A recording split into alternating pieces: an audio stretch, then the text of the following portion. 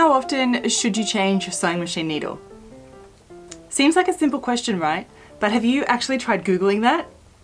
It is the kind of subject that if you asked 10 sewers in a room that same question, I bet you would get 10 different answers. They'll range from how many hours you've been sewing, how many bobbins you've been through, how many projects you've sewn. With so many different answers, it is safe to say that there is no one right answer. So in this video, I want to talk with you some of the things that I use to know when it's time to change my needle.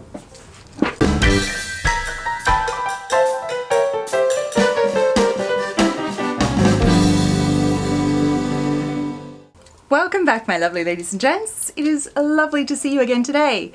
If we haven't met yet, my name is Evelyn Wood and I've been a dressmaker most of my life. But something I've never adhered to has been the rule of you need to change your sewing needle after exactly 5 hours, 36 minutes and 5.5 seconds of sewing. That's never really worked for me. How can you keep track of that?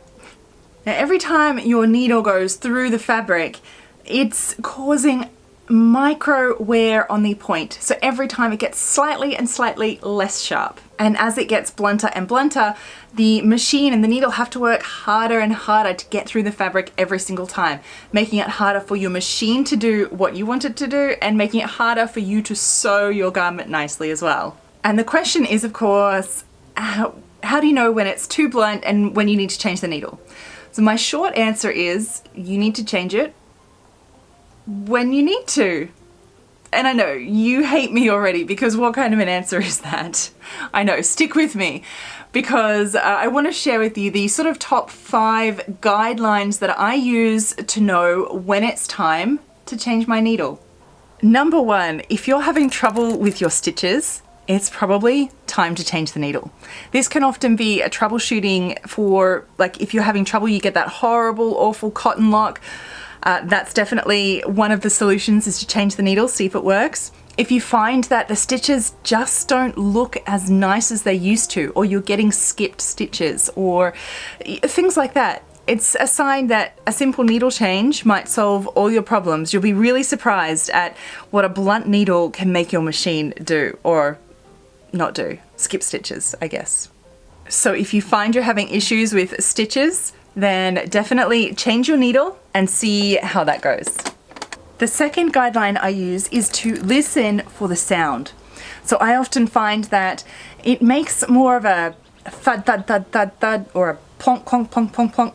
It sounds like it has to work harder to get through the fabric. So if you notice your machine starts sounding a little bit different, it's probably time to change the needle. Now this one, of course, only comes with knowing your machine and really knowing all its little intricacies, its tricks, tips, it's just what it likes. So it comes with practice and with time, but if you start to notice those slight changes in sound, or it sounds like it's working harder, then definitely it's time to change the needle. My number 3 guideline is if you're starting a nice new project on beautiful new fabric that you just adore, you know, your really special ones that you've been saving, then it's definitely time to start a new needle with your nice new fabric on your new special project, because you want it to turn out beautifully and have no issues. So that is a guideline that I use all of the time. Which of course then leads me to number 4 guideline, is that different fabrics require different needles. So you'll definitely need to change your needle if you significantly change your fabric type that you use, because a knit is going to need a different needle than a satin, and it'll need a different needle than a heavy denim. So I'm not going to go into what needles are for what fabrics. That is a whole different topic, but if it is something you're interested in, leave me a comment below. Perhaps it's a video I can make in the future. So if you change your fabrics significantly to different types, you'll need to change your needle along with that to get the best result. My number 5 tip is not one that I'd recommend as the first one, but you can do the touch test. I often find the needle that I'm using on my machine, if I pull it out and just very gently tap my finger on, you can kind of feel it's a bit blunt. If you pull out a new one, in the same type of needle. So don't try a ballpoint versus sharp needle because obviously they're going to be different. Using the same needle, if you just touch a new one, you'll find it has a much sharper little prick to it. And it's probably a good indicator if it's very different than the one on your machine, it's time for a change. Of course, if you've just been sewing and you haven't you're thinking about it and you haven't changed your needle forever, might be just a good time to change it. You generally need to change it a bit more often than you think. So if you haven't done it in a while, maybe take this day as a day to change it and then start keeping note of when you change it from now on.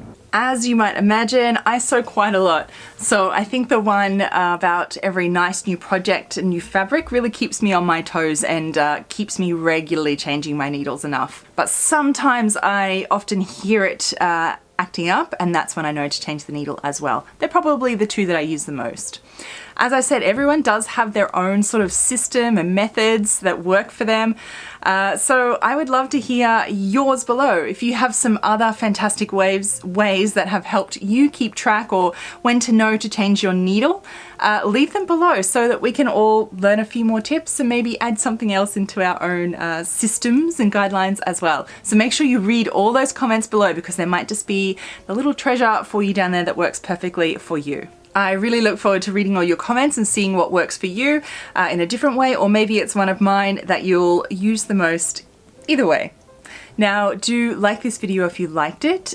Subscribe if you haven't already. Check down below and click the little bell next to the subscribe button so then you'll actually be notified by YouTube when I make some new videos. So thank you very much for watching as always, and until next time, bye. Is it just me with my giant nails? Does anyone else have so much trouble trying to get these out of the packet sometimes? Got it.